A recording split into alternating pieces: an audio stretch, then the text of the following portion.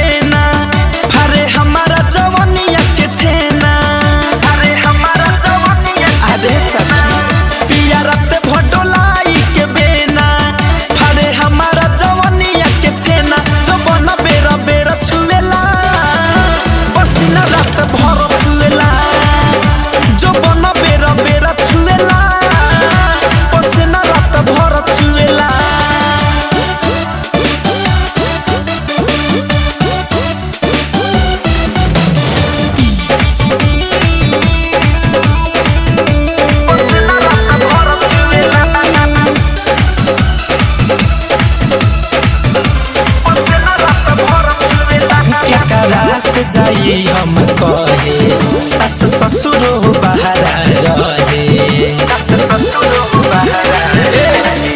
जब मन करे तबे पियावा दही में नहीं रहे।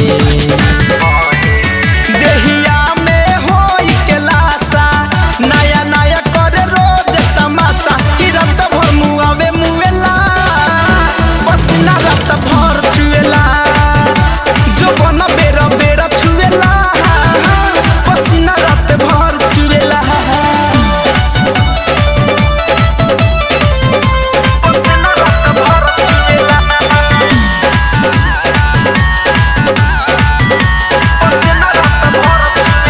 धनंजय से हो गइल नफरत, नैहर भागे जाई बानी सफर। अब हमारा नई खिसका सन ही संग कर के कसर।